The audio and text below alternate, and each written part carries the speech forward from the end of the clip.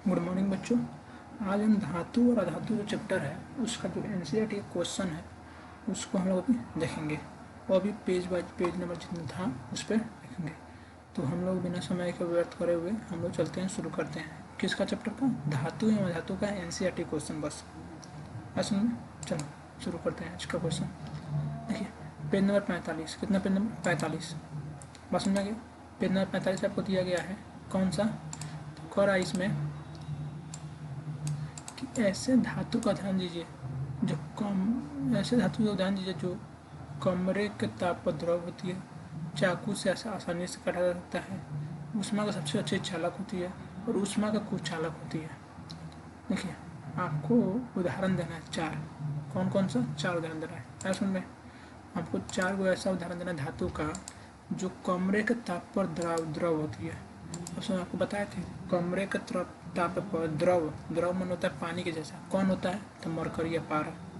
Mercury पारा कह चाकू से आसानी से काटा जाता है। बोले थे ना सोडियम, लिथियम, पोटेशियम, 3 को याद कर लेना।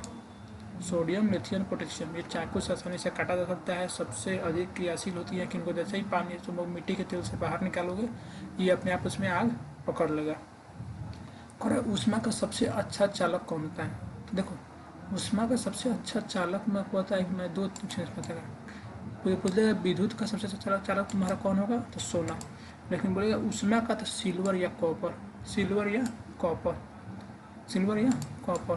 करा ऊष्मा का कुचालक धातु बता जो ऊष्मा उसमें करंट नहीं बहती है तो लेड या मरकरी, जिसके अंदर से हमें करंट नहीं, पारा में करंट नहीं लगता है, वही लेड या मरकरी है। समझ में? लेड या मरकरी में तुमको करंट नहीं लगता है। दूसरा क्वेश्चन सुनो। दूसरा कह रहा है आघात वर्दी और तन्य का अर्थ बताइए। आप सुनिए ध्यान से। जिस धातु को तुम लोग पीट कर या जिस धातु को पीट कर हम लोग चादर बना दे वो कहलाता है आघात वर्ग, और जिसे पीट कर हम लोग तार बना दे वो कहलाता है तन्य। बस समझ में यार? मैंने जिसे पीट कर हम लोग चादर बना दे वो कहलाएगा आघात वर्ग, और जिसे पीट कर हम लोग तार बना दे वो कहलाएगा तन्यता। समझे? चलो नेक्स्ट क्वेश्चन है पेज नंबर 51। पेज नंबर 51 कह रहा है सोडियम को केरोसिन में डुबाकर क्यों रखते हैं? तुम्हें बताया था ना कि सोडियम को पोटेशियम आदि सबसे अधिक क्रियाशील धातु है। मतलब जैसे ही बाहर निकाल देगा क्रिया करके ऑक्सीजन से हवा से क्रिया करके क्या बनाने लगेगा? वो जलने लगेगा या उसमें आग पकड़ लेगा। इसी कारण उसको हम लोग माटी के तेल में डुबाकर या केरोसिन में, माटी तेल क्या बोलते हैं? केरोसिन में डुबाकर रखते हैं उसमें, क्योंकि ये एक अधिक क्रियाशील धातु है। दूसरा देखो कह रहा है इन अभिक्रियाओं के लिए समीकरण लिखना है। कैसे लिखना है समीकरण? किसके लिए? अभिक्रियाओं के लिए। कह रहा है भाप के साथ आयरन का और जल के साथ कैल्शियम का। देखो आयरन में क्या होता है? Fe के साथ किसका? भाप। भाप का मतलब होता है भाप एक प्रकार का जल ही है ना, तो H2O। तो Fe 3 को Fe 4 को H2O मिला देंगे तो Fe3O4। 3 को Fe को हुआ 3 को तो Fe3। ऑक्सीजन को हुआ है 4 को 4 को H2 बच गया तो ये चला गया इसके साथ, तो क्या होगा 3Fe4H2O। बस में नेक्स्ट देखते हैं। नेक्स्ट कर रहा है जल के साथ कैल्शियम या पोटेशियम का। किसका? जल के साथ कैल्शियम या पोटेशियम का। तो मान लो कैल्शियम हो गया Ca, उसमें मिला दिया जल में क्या होता है? पानी। तो देखो यहाँ पे ऑक्सीजन को हुआ है 2 को, हाइड्रोजन को हुआ है 4 को। तो जब कैल्शियम को जब जल के साथ मिलाते हैं तो कैल्शियम ऑक्साइड बनाता है CaOH का होल ट्वाइस। 2 को हाइड्रोजन चला गया, बचा क्या? 2 को हाइड्रोजन, 2 को हाइड्रोजन यहाँ पे आ गया, 2 को 4 को हाइड्रोजन तो 2 को यहाँ चला गया, 2 को यहाँ पे चला गया। नेक्स्ट क्वेश्चन है कह रहा है ABCD 4 धातुओं को नमूनों को लेकर एक करके निम्न बिलियन में डाला गया है। इससे प्राप्त बिलियन को निम्न किया मैंने 4 धातु दे दिया गया है और वो बताया गया कि बताइए इन चारों सारणी में से कौन सा धातु को क्या परिणाम निकलेंगे। तो कह रहा है कि A सबसे अधिक अभिक्रियाशील धातु कौन सी है? बी। धातु बी को कॉर्पस सल्फर के बिलियन डाला जाए तो क्या होगा? धातु ABCD की अभिक्रियाशीलता बढ़ते कम बढ़ेगी। तो देखो तुम लोग जहाँ सारणी देखो ना, सारणी में 4 धातु दिया गया है, उस बिल डालना और उसमें देखना है कि सबसे अधिक अभिक्रिया कौन करता है। तो तुमको सक्रियता श्रेणी में पढ़े ना, सक्रियता श्रेणी जो सबसे अधिक होता है सबसे अधिक अभिक्रियाशील वही होगा। उसके बाद ओकर जाके हम लोग कॉपर का सेल बिलियन करेंगे तो क्या होगा? ये सब तुमको नोट्स में लिखवा दिए हैं। नेक्स्ट तो अभिक्रियाशील धातु तनु हाइड्रोक्सिल अम्ल में डाला जाता है तो कौन सी गैस निकलती है? देखो कितने बोले हैं तुम लोगों से। जब भी किसी धातु का अभिक्रिया हम अम्ल से कराते हैं तो हाइड्रोजन गैस बाहर निकलता है। क्या बाहर निकलता है? हाइड्रोजन गैस बाहर निकलता है। क्या बाहर निकलता है? हाइड्रोजन गैस बाहर निकलता है। आपको रहा है कि आयरन के साथ तनु H2SO4 की अभिक्रिया बता। तो आयरन क्या होता है? लोहा। आयरन क्या हो गया? लोहा। तो लोहा का फॉर्मूला क्या होता है? Fe। लोहा क्या होता है? Fe। जब Fe की अभिक्रिया हम H2SO4 के साथ करेंगे तो FeSO4 बनाएगा और H2 अलग चला जाएगा। ताकि हमेशा जब भी याद रखना धातु की अभिक्रिया तुम्हारा अम्ल से होगा तो तुम्हारा हाइड्रोजन गैस बाहर निकलेगा। क्या गैस बाहर निकलेगा? हाइड्रोजन गैस बाहर निकलेगा। हाँ सुनिए नेक्स्ट है जिंक को आयरन के सल्फेट के विलयन में डालने से क्या होता है? और रासायनिक सुनो देखो यहाँ पे जिंक है ना, तो Zn Zn को जब हम लोग इसके साथ सल्फेट आयरन सल्फेट FeSO4 से डालेंगे तो क्या होगा? देखिए यहाँ पे देखेंगे सबसे अधिक क्रियाशील कौन है? Zn की Fe।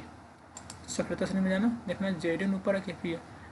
Zn ऊपर होगा तो Zn जब ऊपर होगा तो एक और भाग लेकर भाग जाएगा ये, तो लेकर भाग गया तो ZnSO4 हो गया। ZnSO4 और Fe अलग होगा। तो इतना बोलते हैं हम लोग जिंक सल्फेट। क्या बनाता है? जिंक सल्फेट बना देता है। जिंक आयरन सल्फेट के विलयन से आयरन को विस्थापित करता है या अलग कर देता है। नेक्स्ट देखो नेक्स्ट क्वेश्चन कर रहा है पेज नंबर 54 का। पेज नंबर 54 का कर सोडियम ऑक्सीजन और मैग्नीशियम के इलेक्ट्रॉनिक बिंदु संरचना कीजिए। इलेक्ट्रॉनिक बिंदु में बना दिए थे। इलेक्ट्रॉनों के हस्तांतरण के द्वारा Na2H2 का निर्माण दर्शाइए और इन में कौन सा उपस्थित होते हैं? सोडियम मैग्नीशियम और मैग्नीशियम इलेक्ट्रॉनिक विन्यास देखना है। तो इलेक्ट्रॉनिक विन्यास एक बार फिर समझा देते हैं, समझ लो बस को हम फिर समझते हैं। समझो यहाँ पे कलर चेंज करने को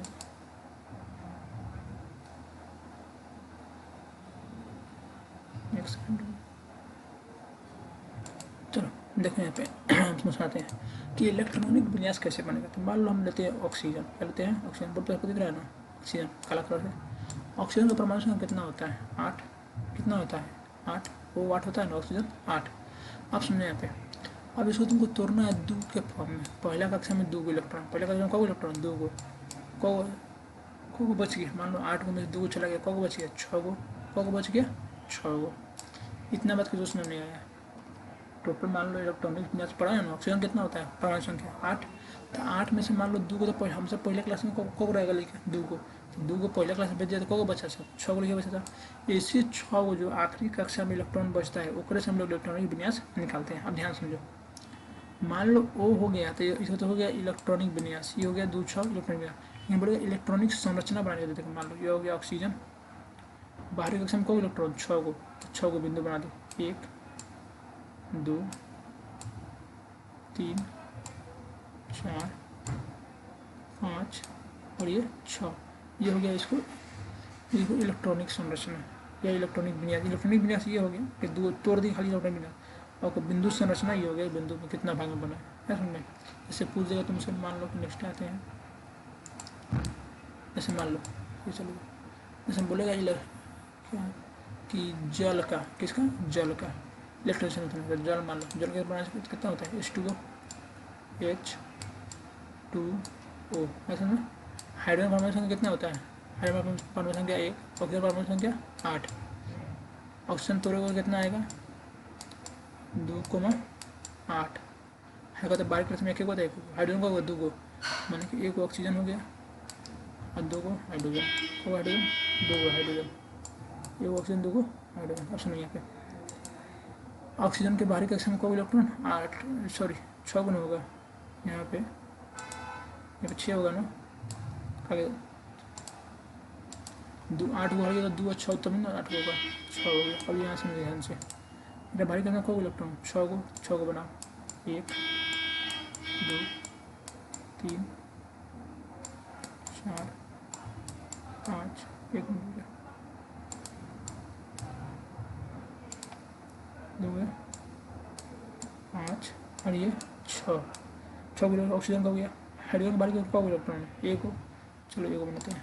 ये मान लो कि 1 इसका हो गया पसंद है, फिर 1 इसका भी होगा, 2 हाइड्रोजन है तो 2 को। अब देखो यहाँ पे तुमको पता है बाहरी कक्षा में को इलेक्ट्रॉन होना चाहिए। बाहरी कक्षा में तुमको 2 को रहना तो 8 को रहे, 8 को बनाना होता है। तो मान लो यही कोई 6 को है, 8 को बनाने क्या करेगा? 1 को लेगा। तो मान लो इससे 1 ले लिया, पहले तो 6 को था, 1 कल इससे लिया, 1 इससे लिया, को हो गया इसका अंदर को 2 को 4 को 6 को 7 को 8 हो गया। अब भाई वो हाइड्रोजन को दिया 1 तो 1 इससे मांग लेगा। हाइड्रोजन को दिया एगो तो एगो इससे मांग लेगा। एक बोलते हैं इलेक्ट्रॉनिक संरचना, ये क्या बोलते हैं इलेक्ट्रॉनिक संरचना। आगे समझे, नहीं आएगा तो वीडियो को एक बार फिर से देख लेना सब। हाँ समझे, चलो देखते हैं। वही बोल रहा है सोडियम इलेक्ट्रॉनिक संरचना बन जाएगा, इलेक्ट्रॉनिक का स्थानांतरण बना देगा लो। और कौन सी यौगिक आयन प्रसिद्ध होती है ये बता देगा लो। जैसे मान लो तुमको यहाँ पे इसको को चाहिए, 2 को चाहिए, माने कि हाइड्रोजन को यहाँ पे मान लो 8 को पुगाना है ना, तो 8 को पुगाने के लिए 2 को चाहिए, तो 2 को हाइड्रोजन दे दिया। तो देने वाला क्या होता है प्लस, तो को दे रहा है 2 को प्लस, तो 2 को प्लस, को ले रहा है 2 को, तो 2 को माइनस। तो ऑक्सीजन हो जाएगा ऋण आयन, हाइड्रोजन हो गया धन आयन। आया समझ में इतना, समझ गए ना। चलो नेक्स्ट देखते हैं।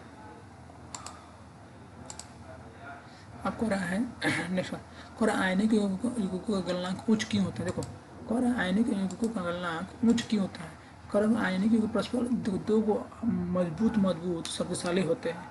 अतः आयन दो को मिलने के बाद ही बनता है, 2 को मिलने के बाद में मजबूती से पकड़ेगा, तो मजबूती से पकड़ने के लिए इसे तोड़ने के लिए हमको अधिक ऊर्जा की आवश्यकता होती है, इसलिए गलनांक उच्च होता है। क्योंकि आयनिक यौगिक में 2 या 2 से अधिक धातुएं मिलकर अपनी मजबूती से एक दूसरे को अत्यधिक बल के कारण पकड़ लेते हैं, जिनको तोड़ना के लिए अधिक ऊर्जा की आवश्यकता है। इसलिए आयनिक यौगिकों का जो गलनांक होता है वो उच्च होता है। उसमें चलो नेक्स्ट देखो, करें निम्न पदों को परिभाषित करें। खनिज क्या होगा, अयस्क क्या होगा, गैंग, ये तीनों लिखवा दिए हैं। ठीक है, ये समझाते हैं, समझ लो।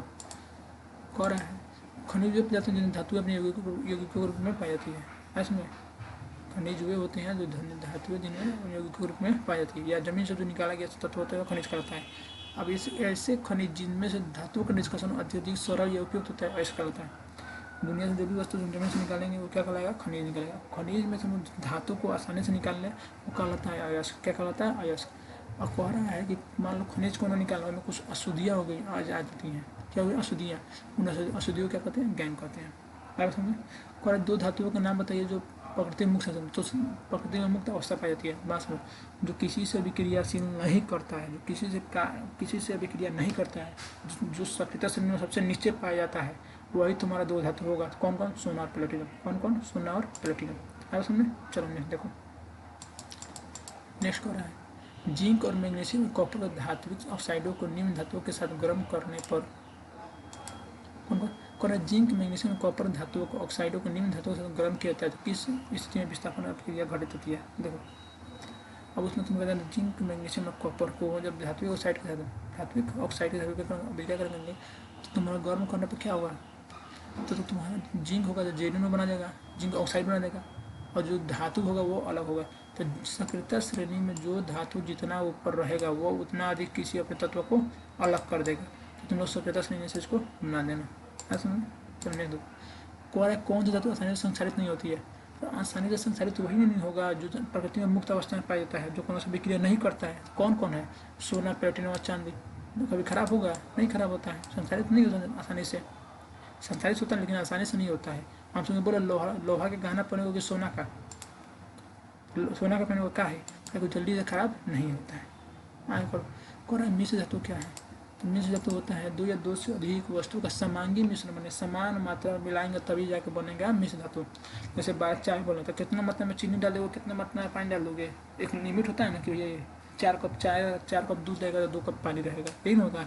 उसी तरह 2 या 2 से अधिक धातुओं का समान मात्रा में समांगी मिश्रण को मिश्र धातु कहते हैं।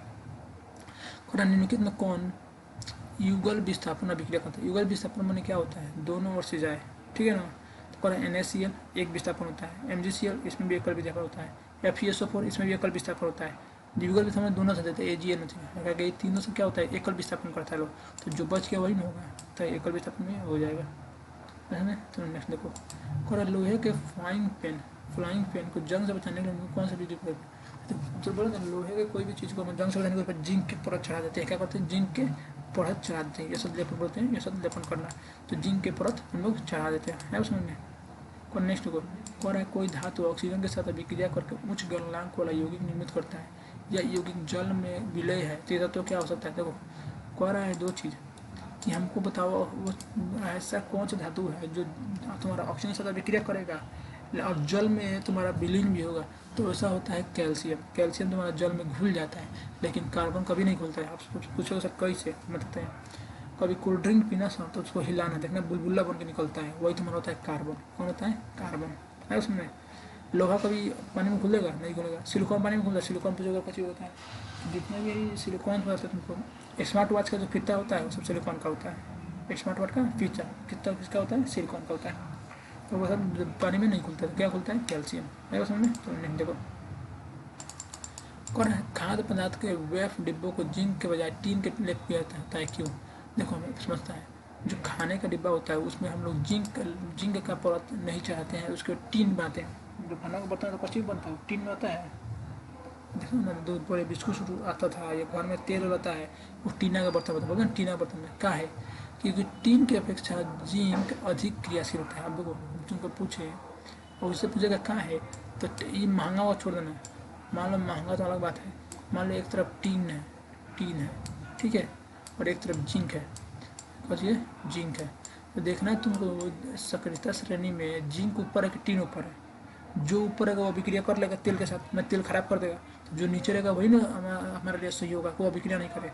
तो टीन जिंक से नीचे होता है, टीन जो होता है जिंक से नीचे होता है। यही माने कि जिंक अधिक क्रियाशील है, टीन कम क्रियाशील है, जिसके कारण हमको खाने पीने का सामान को जिंक में रखते हैं, टीन के डिब्बा में रखते हैं, ना कि जिंक के डिब्बा में।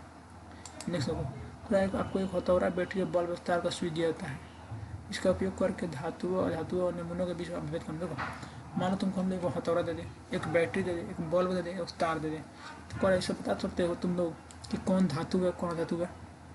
सिंपल बताए, हथौड़े से पीटेंगे, आवाज़ आ गया तो धातु है, जो टूट जाता है धातु है सुनिए।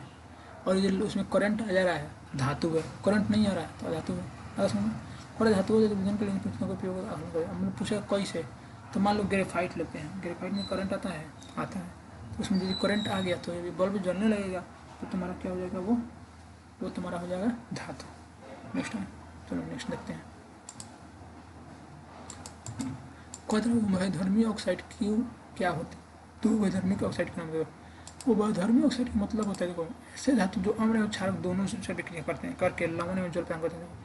तुमको लिखवा भी देते नोट्स में कि वे ऐसे धातु जो ऐसे धातु के ऑक्साइड जो अम्ल एवं क्षार दोनों से विक्रिया कर ले, कैसे कर ले? अम्ल एवं क्षार दोनों से विक्रिया करके लवण जल बनाते हैं, वो उभयधर्मी ऑक्साइड कहलाते हैं। जैसे एल्युमिनियम ऑक्साइड और जिंक ऑक्साइड, एल्युमिनियम ऑक्साइड और जिंक ऑक्साइड है ऑप्शन में। कौन कौन सा? एल्युमिनियम ऑक्साइड और जिंक ऑक्साइड। इसमें इतना है, कौन कौन? एल्युमिनियम ऑक्साइड और जिंक ऑक्साइड। चलो नेक्स्ट देखते हैं। कौन है? दो धातुओं के नाम थे जो तनु अम्ल से हाइड्रोजन को विस्थापित कर देता है। मैंने तनु अम्ल से हाइड्रोजन को विस्थापित कर देंगे। तनु अच्छा, दो धातु कैसे नहीं कर सकते? दो धातु का नाम बताना है जो तनु अम्ल से अभिक्रिया करते भी हैं और अभिक्रिया नहीं करते हैं। तो मैग्नीशियम और कैल्शियम दो धातु अम्ल से अभिक्रिया करते हैं, और कॉपर और सिल्वर धातु अम्ल से अभिक्रिया नहीं करते हैं। उसमें कौन कौन? मैग्नीशियम और कैल्शियम धातु अम्ल से अभिक्रिया करके हाइड्रोजन हटा देते हैं, लेकिन जो कॉपर और सिल्वर होता है वो तुमको वो धातु अम्ल से अभिक्रिया नहीं करते हैं। समझ में? नेक्स्ट देखो, किसी धातु एम के विद्युत अपघटनी परिष्करण से आप एनोड और कैथोड विद्युत अपघटन कैसे बनाएंगे? देखो तुम बताते ना, बैटरी में जो ऊपर वाला होता है कैसे होता है? ऊपर वाला दो होता है, एक प्लस एक माइनस। जो हमारा अशुद्धि होता है वो कहाँ जाता है? माइनस पे। जो शुद्धि होता है वो कहाँ जाता है? प्लस पे। क्या होता है? प्लस में। जो अशुद्धि होता है वो कहाँ जाएगा? माइनस पे। अशुद्धि कहाँ जाएगा? अशुद्धि जाता है एनोड पे। तो एनोड क्या होता है? धनात्मक। एनोड क्या होता है? धनात्मक। एनोड धनात्मक, कैथोड ऋणात्मक। तो जो अशुद्धि होता है वो कहाँ जाता है? एनोड पे। और जो शुद्धि होता है वो कहाँ जाता है? कैथोड पे। और यही दोनों के मिलने से क्या बनता है? तुम्हारा करंट आता है। आगे हमें तो अशुद्धि कहाँ जाएगा? एनोड पे। और शुद्ध धातु शुद्ध कहाँ जाएगा? कैथोड पे। और दोनों के मिलने से करंट आता है। नहीं देखो कह रहा है प्रत्यूष ने सल्फर चूर्ण को स्पैचुला में लेकर उसे गर्म किया। चित्र में देखना, चित्र था इसमें। चित्र के अनुसार एक प्रणाली में उल्टा करके उसने उस सर्जित करना कि कतरा कौन सा। देखो कह रहा है प्रत्यूष ने सल्फर चूर्ण कर लिया है। कौन सा? सल्फर चूर्ण। अब सल्फर चूर्ण लिया है तो उसमें से कौन सा गैस निकलेगा? तो सल्फर चूर्ण में से सल्फर गैस निकलेगा। तो गैस की क्रिया क्या होगी? तो गैस का और सूखा लिटमस पत्र और गीला लिटमस पत्र दोनों में क्या अंतर पड़ेगा? ये तुम्हारा आंसर तुम्हारा जस्ट किताब खुलेगा तो उसमें बॉक्स में दिया है, ठीक है ना? बॉक्स में इसका आंसर दिया गया। तीसरा क्वेश्चन कर रहा है लोहे को जंग से बचाने के लिए क्या करोगे, ये तुम इतने बार समझा दिए, पेंट करेंगे, ग्रीस करेंगे, यथोत रेपर करेंगे, है समझ में। और ऑक्सीजन के साथ संयुक्त होकर अधातु कैसे ऑक्साइड बनाती है, तो ये ऑक्सीजन के साथ संयुक्त होकर अधातु अम्लीय होती है, क्या कि तुम्हारा धातु में क्षारीय होती है, धातु में क्षारीय बनाती है, धातु ऑक्साइड अम्लीय ऑक्साइड बनाती है समझ में, धातु ऑक्साइड अम्लीय बनाती है। चलो नेक्स्ट देखते हैं।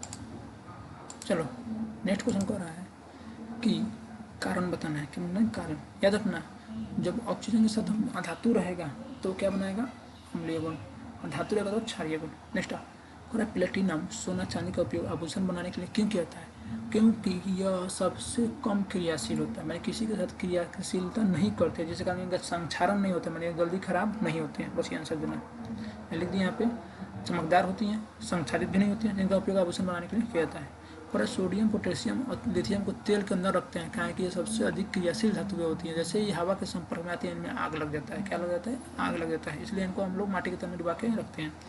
और एल्युमिनियम अत्यंत अभिक्रियाशील धातु है, फिर भी इसका उपयोग खाना बनाने में बर्तन में किया जाता है, क्यों, एल्युमिनियम का बर्तन आसान है ना, तो क्यों किया जाता है इसका उपयोग खाना बनाने, क्योंकि वो अधिक क्रियाशील है, क्योंकि उसमें ऊष्मा का वो अच्छा चालक है, मतलब जल्दी से गर्म करना, जल्दी गर्म, हमारा गैस जियान नहीं होगा। अब तुमसे पूछें लोहा के बर्तन में खाना बनाना आसान है कि एल्युमिनियम की, जो घर आता है उज्जर का, तुम लोग बोलोगे एल्युमिनियम का है, क्या जल्दी गर्म होता है, जल्दी गर्म होगा तो तुम्हारा गैस बचाएगा, तो वही बोलता है कि एल्युमिनियम का संक्षारित भी खराब भी नहीं होता है और जल्दी से गर्म हो जाता है, इसलिए हम उसका उपयोग करते हैं। और निष्कर्षण प्रक्रम में कार्बोनेट और सल्फाइड अयस्क को ऑक्साइड में परिवर्तित किया जाता है, और धातु को उसके ऑक्साइड से पृथक्करण करना ज़्यादा आसान प्रक्रिया है। निष्कर्षण प्रक्रम में कार्बोनेट और सल्फाइड अयस्क को ऑक्सीजन में परिवर्तित किया जाता है। बोले तो ना तुम्हारा जो बीच वाला तत्व होता है वो दो प्रकार का होता है, एक कार्बोनेट बनाता है, एक सल्फाइड बनाता है। नीचे वाला तो विक्रिया करने का तो वो प्रकृति में स्वतंत्र अवस्था में पाता है, लेकिन जो बीच वाला होता है वो तुमको कार्बोनेट अयस्क और सल्फाइड अयस्क बनाता है, जिसको करना हमको आसानी से उसको हम अलग कर सकते हैं, खाली ऑक्सीजन से विक्रिया करेंगे वो अलग हो जाएगा, है बस समझ में। नेक्स्ट देखो कर रहा है, आपने तांबे के मलिन बर्तन में नींबू या इमली के रस साफ करते देखा होगा, ये खट्टे पदार्थ बर्तनों को साफ करने के लिए देखो, जो तुम्हारा कभी कभी देखना तुम लोग जो तुम्हारा तांबे का बर्तन होगा वो हम लोग इमली से साफ करते हैं, नींबू के पानी से साफ करते हैं, ये जैसे देख लो घर में तुम लोग तुम्हारा बर्तन क्या बोलते हैं, नींबू के पानी से साफ करो, क्यों साफ कर रहे हैं, क्योंकि नींबू या इमली या जैसे अम्ल होते हैं, क्या होते हैं, अम्ल होते हैं, खट्टा लगता है ना, तो अम्ल होते हैं, यह अम्ल तांबे में अशुद्ध पदार्थ को साफ करने के लिए प्रभावी होता है, मतलब जल्दी आसानी से साफ करता है और जिससे तुम्हारा बर्तन चमकने लगता है, इसलिए हम लोग तांबे के बर्तन को हम लोग नींबू के पानी से साफ करते हैं, क्योंकि वो उसको अभिक्रिया करके वो उस पर से वो गंदगी जो है उसको हटा लेती है समझे।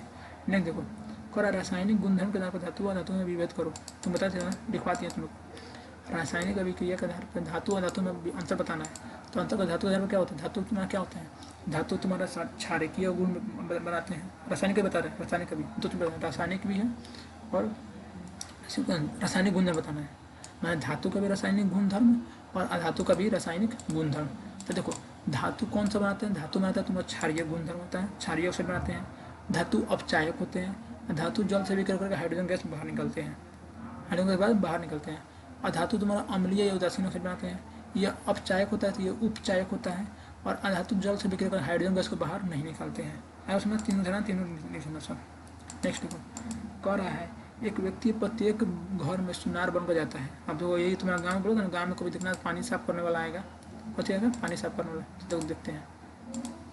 कह रहा है एक व्यक्ति प्रत्येक घर में सुनार बनकर जाता है, उसे पुराने और मलिन सोने के आभूषण को पहले जैसी चमक पैदा करने का ढोंग चाहिए, कोई संदेह किए बिना महिला अपने सोने के कंगन उसे देती है, जिसे वो एक विशेष बिलियन में डाल देता है, कंगन नए तरह का चमकने लगता है, लेकिन उसका वजन अत्यंत कम रहता है, वो महिला बहुत दुखी होती है, तक के पश्चात उस व्यक्ति को झुकना पड़ता है, एक जासूस की तरह उससे बिलियन को प्रकृति को बरबता है। देखो तुम बताते ना कि गांव में तुमको सुनार होता है, वो पानी में सोना नहीं होता है, एक बिलियन बनाएगा उसमें डालेगा, उस बिलियन को बोलते हैं एक्वा रेजिया, क्या बोलते हैं, एक्वा रेजिया, क्या बोलते हैं, एक्वा रेजिया ना, एक्वा रेजिया, और पानी में 3 एक का मिश्रण रहता है, किसका किसका, उस पानी में 3 एक का, एक HCl का और एक HNO3 का, एक नोट्स में लिखवाए थे कि तुम्हारा HCl और HNO3 का मतलब 3 को HCl और 1 को HNO3 मिलाएंगे तो एक्वा रेजिया बनेगा, जिसका उपयोग हम लोग सोना को धोने के लिए करते हैं। सोना को धोने का मतलब होता है उस पर से एक परत चढ़ा गया, परत चढ़ा गया तो मतलब क्या होता है, वो कमजोर हो गया, क्या हो गया, कमजोर।